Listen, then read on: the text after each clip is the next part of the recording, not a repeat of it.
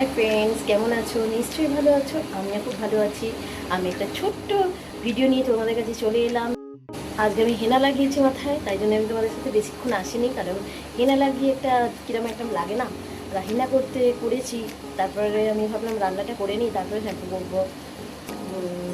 চলো আমি কী কী রান্না করছি তোমরা আমার সাথে থেকে একটু দেখে নাও, কেমন হয়েছে কমেন্ট করে জানিও। আবার স্নান করে এসে তোমাদেরকে আমার দেখাবো আমার লুকটা কেমন হয়েছে।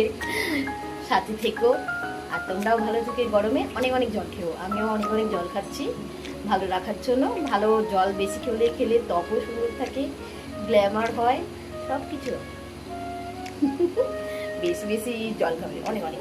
আজ করে নিয়েছি আলু দিয়ে একটু পোস্ত আর ঝিঙে দিয়ে একটু পোস্ত। আলু পোস্তটা ছেলের জন্য আর বাবার জন্য করেছি, ওরা খায় না। ঝিঙে পোস্তটা আমার জন্য করেছি।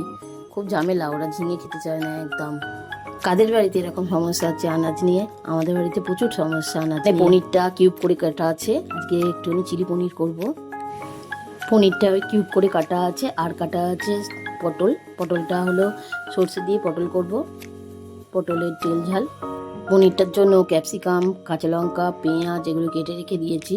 আর ক্যাপসিকামটা কিরকম লাল লাল হয়ে গেছে, কি করব, অনেক দিন রাখা আছে বলে তাই জন্য একটু লাল হয়ে গেছে। কি দিয়ে নিরামিষ পনির করবো, এই জন্য এরকম করেছি। আর হয়ে গেছে টকের ডাল। পনিরের জন্য ক্যাপসিকাম, পেঁয়াজ এগুলো সব ভাজতে বসিয়ে দিয়েছি, এবার মশলা করে নেব। খুব গরম লাগছিল, তাই জন্য ফ্রিজ থেকে একটা লিচি ডিম বের করে নিলাম। তোমরা চলো আমার সঙ্গে একটু একটু করে খেয়ে নাও, ভালো লাগবে, প্রাণ জুড়িয়ে যাবে। এদিকে পনিরের জন্য মশলাটা কড়াইতে কষানো হচ্ছে।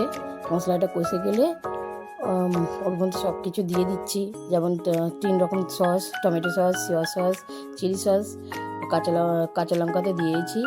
তারপরে দিয়েছি একটুখানি গুঁড়ো লঙ্কা, হলুদ, মশলা করে নিলাম। চিলি পনিরের মশলাটা ভালো করে কষিয়ে নিয়ে ওর মধ্যে পনিরটা দিয়ে ফুটিয়ে নেব। এদিকে পটলটা ভাজতে দিয়ে দিয়েছি।